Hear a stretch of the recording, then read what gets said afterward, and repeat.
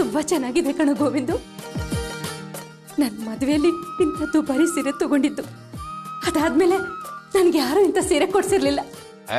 L ತಂದ್ಕೊಡಕ್ಕಾಗತ್ತೆ ಹೇಳೋ? Jujube conductor ಕೆಲಸ ಮಾಡ್ಕೊಂಡಿದ್ರೆ ಇಷ್ಟು ದುಬಾರಿ ಸೀರೆ ತರಕ್ಕಾಗತ್ತಾ?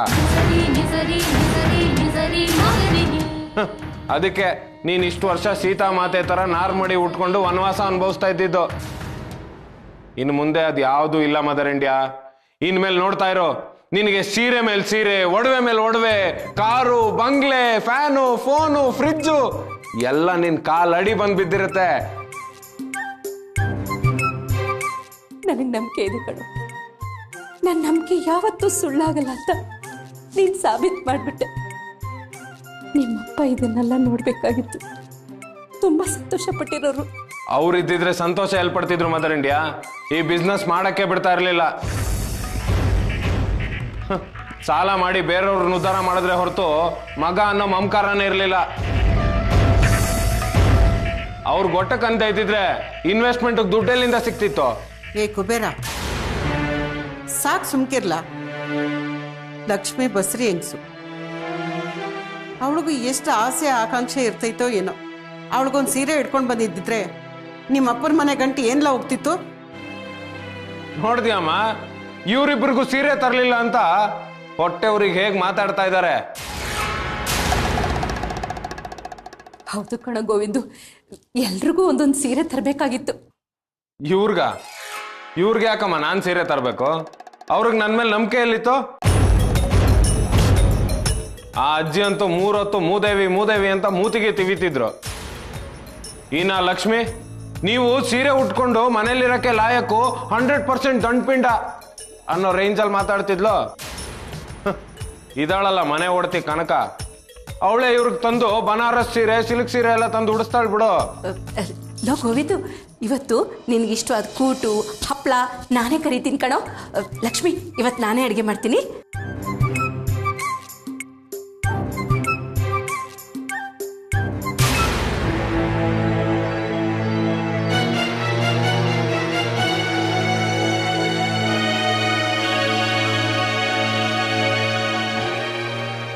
ಅತ್ತೆ, ನಾನೊಂದು ಮಾತು ಕೇಳಲ್ಲ? ಏನದು? ನಿಮ್ಮ ಮಗ ಬಿಸ್ನೆಸ್ ಮಾಡ್ತಿರೋದು ನಿಮಗೆ ತುಂಬಾ ಖುಷಿ ವಿಷಯ ಅಲ್ವಾ?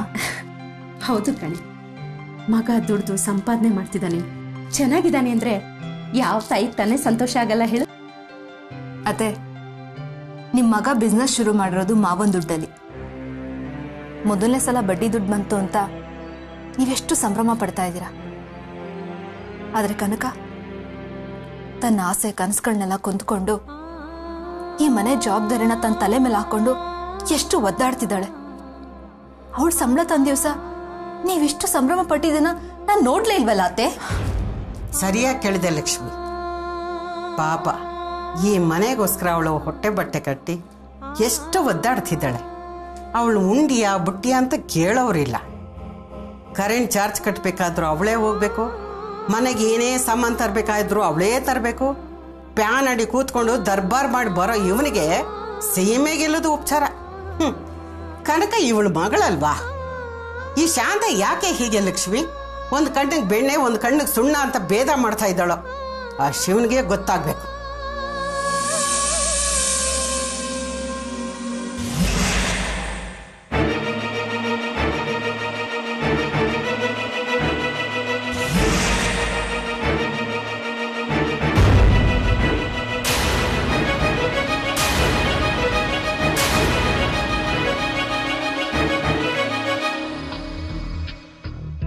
ಆಕಾಶ್, ಆಕಾಶ್, ಇಲ್ಲೇ ಇದ್ದೀನಪ್ಪ. ಎಲ್ಲಿ ಹೊಡ್ತಾ ಇದ್ಯಾ? ದಿನ ಬೆಳಗಾದ್ರೆ ಆಚೆಗೆ ಹೋಗ್ತೀಯಾ, ಎಲ್ಲೋ ಸುತ್ತಾಡ್ಕೊಂಡ್ ಬರ್ತೀಯಾ? ಪ್ರಿಯಾ ಫೋನ್ ಮಾಡಿದ್ರೆ ರಿಸೀವ್ ಮಾಡ್ತಿಲ್ವಂತೆ, ಆಫೀಸ್ಗೂ ಸರಿಯಾಗಿ ಬರ್ತಾ ಇಲ್ಲ. ನನಗೆ ಆಫೀಸ್ಗೆ ಹೋಗಕ್ಕೆ ಇಷ್ಟ ಇಲ್ಲಪ್ಪ. ಏನಂದೆ? ಆಫೀಸ್ ಹೋಗೋದಕ್ಕೆ ಇಷ್ಟ ಇಲ್ವಾ? ಯಾಕೆ? ಆ ಪ್ರಿಯಾ ಮುಖ ನೋಡೋಕ್ಕೆ ನಂಗೆ ಅಸಹ್ಯ ಆಗುತ್ತೆ. ಆ ಕಡೆ ತಲೆ ಹಾಕಿ ಮಲಗಲೂಬಾರ್ದು ಅಂತ ಡಿಸೈಡ್ ಮಾಡ್ಬಿಟ್ಟಿದ್ದೀನಿ. What nonsense! ಆ ಪ್ರಿಯಾ ನಿನ್ನ ಮದುವೆ ಆಗೋಳು. ಎಸ್ ಸರಿನಪ್ಪ ಹೇಳೋದು. ಇನ್ನು ಅವಳು ಜಪಾನೆ ಮಾಡ್ತಾ ಕೂತಿದ್ದೀರಲ್ಲ, ಅದೆಲ್ಲ ಮುಗ್ದು ಹೋದ ಕತೆ, ಬಿಟ್ಬಿಡಿ ಅದನ್ನು. ಯಾಕೋ ನಿನಗೆ ಅರ್ಥ ಆಗ್ತಿಲ್ಲ ನೋಡು. ನಿನ್ ಪ್ರಿಯಾನ ಮದುವೆ ಆಗದಿದ್ರೆ ನಿನ್ನ ಭವಿಷ್ಯನೇ ಹಾಳಾಗುತ್ತೆ ಕಣೋ. ಜೀವನ ಪೂರ್ತಿ ಇದೇ ಮಿಡಲ್ ಕ್ಲಾಸ್ ಅಲ್ಲ, ಬೀದಿ ಪಾಲಾದ್ರೂ ಪರವಾಗಿಲ್ಲ. ಈ ಜನ್ಮದಲ್ಲಿ ನಾನು ಆ ಪ್ರಿಯನ್ ಮದುವೆ ಆಗಲ್ಲ. ಅಲ್ಲ ಕಣ ಅದು. ಯಾಕ್ರಿ ನನ್ನ ಬಲವಂತ ಮಾಡ್ತೀರಾ? ಅವನಿಗೆ ಮದುವೆ ಆಗೋದಕ್ಕೆ ಇಷ್ಟ ಇಲ್ಲ ಅಂತ ಹೇಳ್ತಿದ್ದಾನಲ್ಲ. ನೀನ್ ಸ್ವಲ್ಪ ಸುಮ್ಮನೆ ಇರ್ತೀಯಾ? ಹುಚ್ಚುಚ್ಚಾಗಿ ಏನೇನೋ ಮಾತಾಡಬೇಡ. ಇವನ್ ಬಗ್ಗೆ ನಾನು 1000 ಕನಸು ಕಂಡಿದ್ದೀನಿ, ಅದೆಲ್ಲ ನುಚ್ಚು ನೂರು ಆಗ್ಲಿ ಅಂತೀಯಾ? ಅಪ್ಪ, ಯಾಕೆ ಸುಮ್ಮನೆ ಅಮ್ಮನ ಮೇಲೆ ರೇಗಾಡ್ತೀರಿ? ನೀವೆಷ್ಟೇ ಕೂಗಾಡಿದ್ರು ನಾನು ಆ ಪ್ರಿಯಾನ ಮದುವೆ ಆಗಲ್ಲ. ಪ್ರಿಯಾ ಏನ್ ಮಾಡಿದಾಳೆ ಗೊತ್ತಾ? ಗಿರಿಗೆ ಸಾಯೋ ಹಾಗೆ ಹೊಡೆಸಿದಾಳೆ.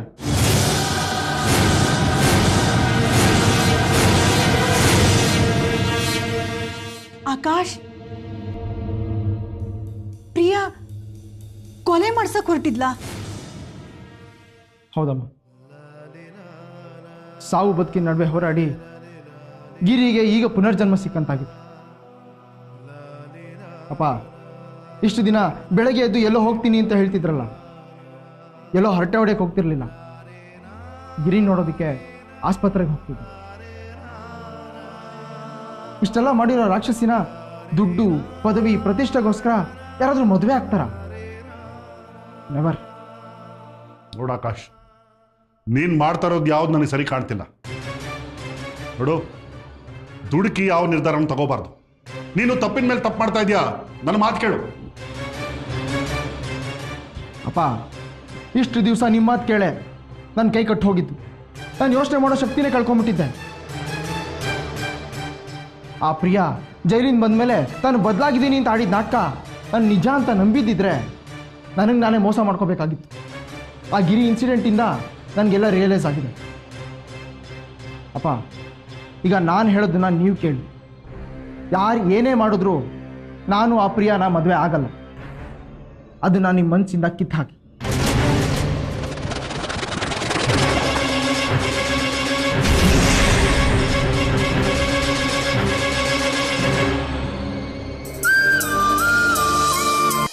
Hello Akash, thank you so much phone receive ಮಾಡಿದ್ಕೆ. ಯಾಕೆ ಆಕಾಶ್ ನನ್ನ ಫೋನ್ ಅವಾಯ್ಡ್ ಮಾಡ್ತಿದ್ರಿ? ಆಫೀಸ್ಗೂ ಬರ್ತಿಲ್ಲ, ಫೋನು ರಿಸೀವ್ ಮಾಡ್ತಿಲ್ಲ. What's wrong with you Akash? Talk to me. ಮಾತಾಡಿ ಆಕಾಶ್, ಯಾಕೆ ಸುಮ್ಮನಿದ್ದೀರಾ? ನೋಡಿ, ನನಗೆ ನಿಮ್ಮ ಹತ್ರ ತುಂಬ ಮಾತಾಡಬೇಕು ಅನಿಸ್ತಿದೆ. ನೀವೀಗ ಆಫೀಸಿಗೆ ಬರ್ತೀರಾ? ಇಲ್ಲ ನೀವೆಲ್ಲಿದ್ದೀರಾ ಹೇಳಿ, ನಾನೇ ಅಲ್ಲಿ ಬಂದು ಮೀಟ್ ಮಾಡ್ತೀನಿ. Akash, hello Akash.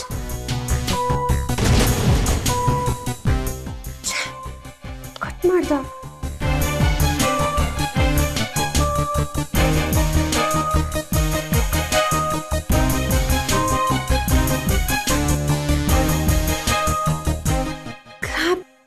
Phone switch off ಮಾಡಿದ್ದಾನೆ. ಯಾಕೆ ಆಕಾಶ್ ನನ್ನ ಅವಾಯ್ಡ್ ಮಾಡ್ತಿದ್ದಾನೆ? What's wrong with him?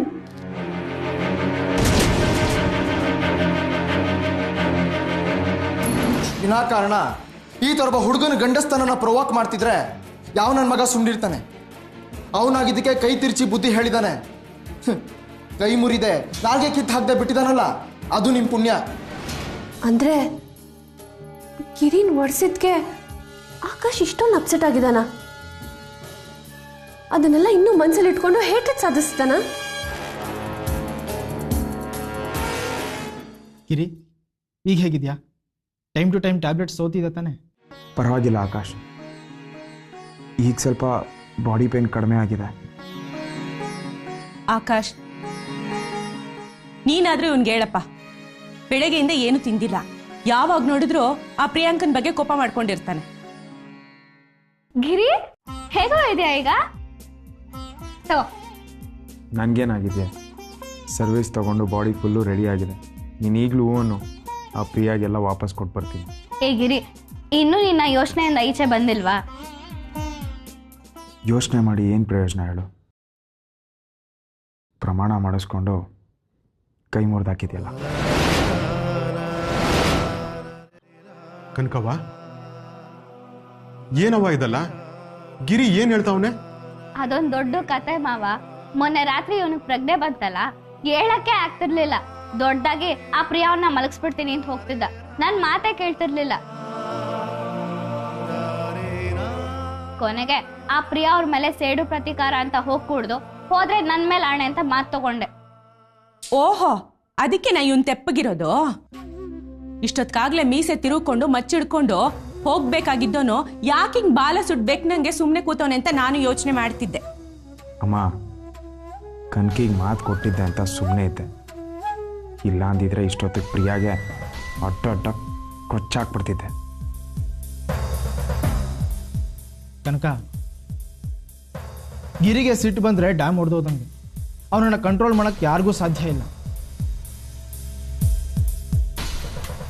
ಗಿರಿಗೆ ಪ್ರಜ್ಞೆ ಬಂದ ಕೂಡಲೇ ಇದೇ ಥರ ಪ್ರವೋಕ್ ಆಗ್ತಾನೆ, ರಿವೆಂಜ್ ತಗೊಳಕ್ಕೆ ಪ್ರಯತ್ನ ಪಡ್ತಾನೆ ಅಂತ ಅಂದ್ಕೊಂಡಿದ್ದೆ. ಅಷ್ಟರಲ್ಲಿ ನೀವು ನಮ್ಮ ಥರನೇ ಅವ್ರನ್ನ ಕಂಟ್ರೋಲ್ ಮಾಡಿಬಿಟ್ಟಿದ್ದೀರ. You are really great. ಇದ್ರಲ್ಲಿ ನನ್ ದೊಡ್ಡತನ ಅಂತ ಏನೂ ಇಲ್ಲ. ಗಿರಿಗೆ ಈಗಿರೋ ಪರಿಸ್ಥಿತಿಲಿ ಚೆನ್ನಾಗಿ ರೆಸ್ಟ್ ಬೇಕು ಅಂತ ಡಾಕ್ಟ್ರು ಹೇಳಿದ್ರು. ಇವನ್ ಸೇಡಿನ ಬೆಂಕಿಗೆ ನಾನು ತುಪ್ಪ ಸುಡ್ತಿದ್ರೆ ದೊಡ್ಡ ಅನಾಹುತನೇ ಆಗ್ಬಿಡ್ತಿತ್ತು. ಅದಕ್ಕೆ ಅದೆಲ್ಲ ಬೇಡ ಅಂತ ಗಿರಿಗೆ ಬುದ್ಧಿ ಹೇಳ್ದೆ. ಒಳ್ಳೆ ಕೆಲಸನೇ ಮಾಡಿದ್ಯಾ ಬಿಡವ. ನೀನ್ ಹಂಗ್ ಮಾಡದೆ ಹೋಗಿದ್ದಿದ್ರೆ ಇವ್ ನಮ್ಮ ಮಾತಿಗೆ ಇನ್ನು ಸೊಪ್ಪಾಗ್ತಿರ್ಲಿಲ್ಲ. ಕೂಡ್ಲೋ ಕೊನಗತಿನ ತಗೊಂಡು ಹೋಗೇ ಬಿಡ್ತಿದ್ದ. ಮಾವ, ನಾನು ಅವತ್ತೇ ಹೇಳ್ದೆ ಈ ದ್ವೇಷ ಪ್ರತೀಕಾರ ಎಲ್ಲ ಬೇಡ ಅಂತ. ಹೇಗೋ ಗಿರಿ ಮತ್ತೆ ನಗ್ನಗ್ನ ಮೊದ್ಲಿನ ಹಾಗಾದ್ನಲ್ಲ, ನಂಗೆ ಅಷ್ಟೇ ಸಾಕು. ಸರಿ ಗಿರಿ, ನಾನು ಹೊರಡ್ತೀನಿ. ಆಕಾಶ್, ತುಂಬ ಥ್ಯಾಂಕ್ಸ್ ಆಕಾಶ್. ಥ್ಯಾಂಕ್ಸಾ? ನನಗೆ ಯಾಕೆ? ಕನ್ಕಿಗೆ ನಾನು ನನಗೆ ಅವಳು ಯಾವಾಗಲೂ ಇದ್ದಿದ್ದೆ. ನಾವಿಬ್ಬರು ಒಬ್ರನ್ನೊಬ್ರು ಬಿಟ್ಕೊಡೋದೇ ಇಲ್ಲ. ಆದರೆ ನೀವು ಯಾವುದೇ ಸಂಬಂಧ ಅಲ್ದಿರೋ ನನಗೋಸ್ಕರ ಆಸ್ಪತ್ರೆಯಲ್ಲಿ ಓಡಾಡಿದ್ದೀರ. ದಿನಕ್ಕೆ 2 ಸರಿ ಮನೆಗೆ ಬಂದು ನನ್ನ ಆರೋಗ್ಯ ವಿಚಾರಿಸಿದ್ದೀರ. ನಿಮ್ಮ ಋಣನ ಹೇಗೆ ತೀರಿಸ್ಬೇಕು ಅಂತ ನನಗೆ ಗೊತ್ತಾಗ್ತಲ್ಲ ಆಕಾಶ್. ಗಿರಿ, ಯಾಕೆ ಹೀಗೆ ಮಾತಾಡ್ತಿದ್ಯಾ? ಸ್ನೇಹಕ್ಕಿಂತ ದೊಡ್ಡ ಸಂಬಂಧ ಬೇಕಾ? ನೀನು ಕನಕಂಗಿಂತ ಒಳ್ಳೆ ಸ್ನೇಹಿತರು ನನಗೆಲ್ಲಿ ಸಿಗ್ತಾರೆ? ಪ್ರಿಯಾ ನಮಗೆ ಸಮಾನ ಶತ್ರು. ಅವಳು ನಮ್ಮನ್ನೆಲ್ಲ ಸಮಾನ ಮಿತ್ರರನ್ನಾಗಿ ಮಾಡಿದಾಳೆ.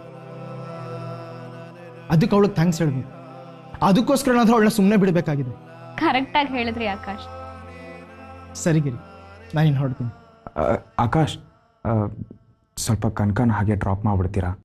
ಹೋ, ಅದಕ್ಕೇನಂತೆ. ಬನ್ನಿ ಕನಕ. ಸರಿ ಆಕಾಶ್. ಗಿರಿ, ಬರ್ತೇನೆ ಕಣೋ. ಹುಷಾರಾಗಿದ್ದೀನಿ ಅಂತ ಎಲ್ಲೂ ಎದ್ದು ಹೋಗ್ಬೇಡ. ಮಾವ, ಇವನನ್ನ ಎಲ್ಲೂ ಹೋಗೋದಕ್ಕೆ ಬಿಡಬೇಡಿ, ಸರಿನಾ? ಆಯ್ತು ಕಣವ. ಬರ್ತೀನಿ ಗಿರಿ.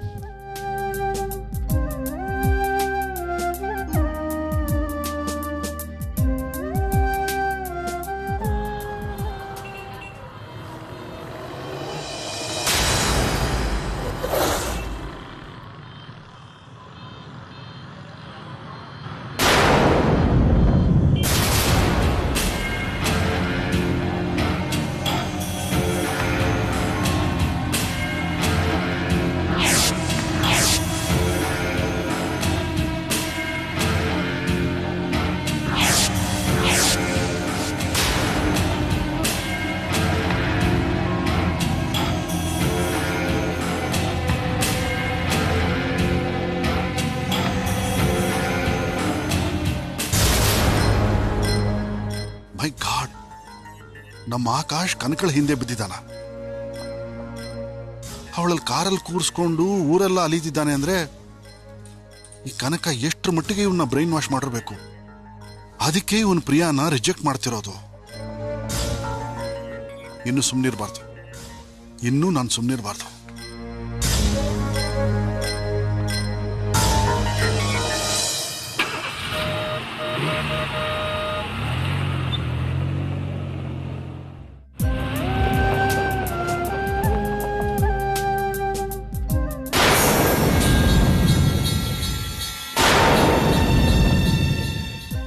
ಆಕಾಶ್, ಬನ್ನಿ ಮನೆ ಒಳಗಡೆ.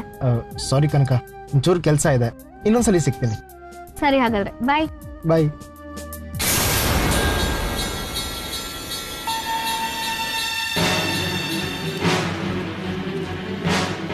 ಅಮ್ಮ, ಅಮ್ಮ, ಏನ್ ಮಾಡ್ತಾ ಇದ್ಯಾ? ಬೇಗ ಬಾ ಅಮ್ಮ. ಏನಾಯ್ತು ಗೋವಿಂದು? ಓ, ಬಾರ ಇಲ್ಲಿ ಕನಕ. ಅಮ್ಮ, ಅವತ್ತಿಂದ ಇವತ್ತವರೆಗೂ ಗಿರಿ ಜೊತೆ ಓಡಾಡ್ತಿದ್ಲು. ಇವತ್ತು ಇನ್ಯಾವನ್ ಜೊತೆನೋ ಪುಷ್ಪಕ ವಿಮಾನದಲ್ಲಿ ತೇಲಾಡ್ಕೊಂಡು ಬರ್ತಾ ಇದ್ದಾಳೆ. ಹಾರ ಹಾಕೊಂಡು ಕೈ ಕೈ ಹಿಡ್ಕೊಂಡು ಹೊಸ್ಲಲ್ಲಿ ಬಂದು ನಿಂತ್ಕೊಳ್ಳೋದು ಒಂದು ಬಾಕಿ.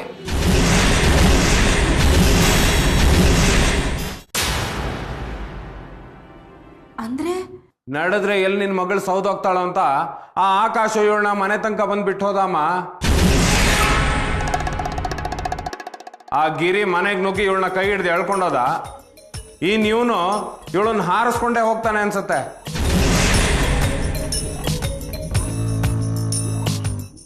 ಏಯ್ ಸುಮ್ಕಿರ್ಲ, ಆ ಹುಡುಗಿ ಬಗ್ಗೆ ಏನು ಅನ್ಯಾಯಕಾರದ ಮಾತಾಡಿಯಾ? ಹಿಂಗೆಲ್ಲ ಮಾತಾಡಕ್ಕೆ ನಿನಗೆ ಮನ್ಸಾದ್ರೆ ಹೆಂಗ್ಲ ಬರ್ತದೆ? ಅತ್ತೆ, ನೀವು ಸ್ವಲ್ಪ ಸುಮ್ಮನಿರ್ತೀರಾ? ವಯಸ್ಸಿಗೆ ಬಂದಿರೋ ಹುಡುಗಿ ಅವಳು. ದಿನ ಒಬ್ಬೊಬ್ಬರ ಜೊತೆ ಕಾರಲ್ಲಿ ಬೈಕಲ್ಲಿ ಸುತ್ತಾಡ್ತಾ ಇದ್ರೆ ನೋಡಿದವ್ರು ಏನ್ ಅನ್ಕೊಳ್ಳಲ್ಲ? ಅಮ್ಮ, ಆ ಥರ ಏನೂ ಇಲ್ಲ ಅಮ್ಮ. ಮುಚ್ಚು ಬಾಯ್. ಕಂಡು ಹುಡುಗರ ಜೊತೆ ಎಲ್ಲ ಸುತ್ತಾಡ್ತಾ ಇದೆಯಲ್ಲ, ನಾಚಿಕೆ ಆಗಲ್ಲ ನಿನ್ಗೆ? ಏನ್ ಮನೆ ಮರ್ಯಾದೆನ ಹಾಳು ಮಾಡ್ಬೇಕು ಅಂತ ಇದೆಯಲ್ಲ, ಇದಕ್ಕೆಲ್ಲ ಏನೇ ಅವಸರ ನಿಂಗೆ? ಏನತ್ತೆ ನೀವು? ಆಕಾಶ್ ಗಾಡಿಲಿ ಬರೋದ್ರಲ್ಲಿ ತಪ್ಪೇನಿದೆ? ಅದಷ್ಟು ದೊಡ್ಡ ಅಪರಾಧನ? ಲೇ ಲಕ್ಷ್ಮಿ,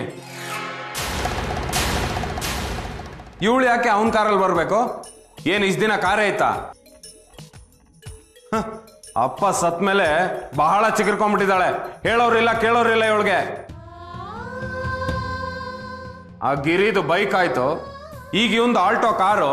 ನಾಳೆ ದಿನ ಯಾವನಾರು ಟೊಯೋಟೋ ಕಾರ್ ತಂದು ನಮ್ಮ ಮನೆ ಮುಂದೆ ನಿಲ್ಸಿದ್ರೆ ನಮ್ಗೆಲ್ಲ ಟಾಟಾ ಹೇಳಿ ಹೋಗೋಳು. ಏಯ್, ನಿನ್ ಮಕ ಮುಚ್ಚ. ನಿಂದೆ ನಾಲ್ಗೆನ ಎಕ್ಕಡನ? ನಮ್ ಕನಕ ಅಂತ ಹುಡುಗಿನೇನ್ಲ? ಅತ್ತೆ, ನೀವು ಸ್ವಲ್ಪ ಸುಮ್ಮನಿರ್ತೀರಾ? ಇದು ನಿಮ್ ಕಾಲ ಅಲ್ಲ. 4 ಕಾಸು ಸಂಪಾದನೆ ಮಾಡ್ತಾ ಇದ್ದೀನಿ ಅಂದ ತಕ್ಷಣ ಇವಳಿಗೆ ಪಿತ್ತ ನೆತ್ತಿಗೆ ಏರ್ಬಿಟ್ಟಿದೆ. ತಾನು ಏನ್ ಮಾಡಿದ್ರು ಸರಿ ಅನ್ಕೊಂಡ್ಬಿಟ್ಟಿದ್ದಾಳೆ. ನೋಡೇ ಕನಕ, ಹೆಣ್ಣು ಮಕ್ಕಳು ಹದ್ದು ಬಸ್ಸಲ್ಲಿ ಇರಬೇಕು. ಇನ್ನೊಂದು ಸಲ ಮನೆ ಮುಂದೆ ಯಾವನಾದ್ರೂ ಬಂದ್ರೆ ನಾನು ಮಾತ್ರ ಸುಮ್ಮನಿರಲ್ಲ. ಅಮ್ಮ, ನಿನ್ನ ಮಗಳೇನ ದಡ್ಡಿನ? ಇಷ್ಟೆಲ್ಲ ಆದ್ಮೇಲೂ ಅವನ್ನ ಮನೆ ಮುಂದೆ ಕರ್ಕೊಂಬರ್ತಾಳ? ಕ್ರಾಸ್ ಅಲ್ಲೇ ನಿಲ್ಸಿ ಇಳ್ಕೊಂಡು ನಡ್ಕೊಂಬರ್ತಾಳೆ ಅಲ್ವೇನೆ?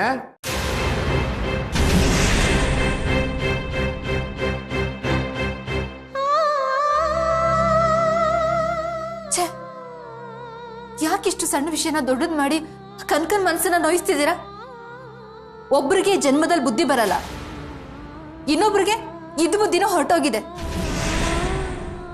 ಇದನ್ನ ನೋಡೋ ಕರ್ಮ ನನಗ್ ಬಂದಿದ್ಯಲ್ಲ. ಛೇ,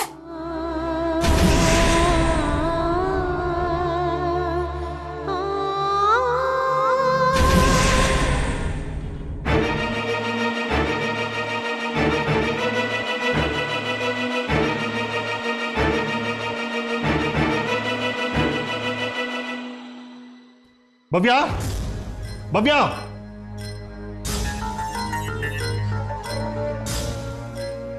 ಯಾಕೆ ಹೋಗ್ತಿದ್ದೀರಾ? ಭವ್ಯ, ನಿನ್ನ ಮಗ ಆ ಪ್ರಿಯಾನ ಯಾಕೆ ಮದುವೆ ಆಗಲ್ಲ ಅಂತಿದ್ದಾನೆ ಅಂತ ನನಗೆ ಗೊತ್ತಾಯ್ತು. ಗೊತ್ತಾಯ್ತಾ? ಯಾಕಂತೆ?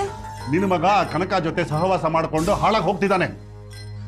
3 ಹೊತ್ತು ಅವಳ ಜೊತೆ ಲಲ್ಲೆ ಹೊಡ್ಕೊಂಡು ಸುತ್ತಾಡ್ತಾ ಇದ್ದಾನೆ.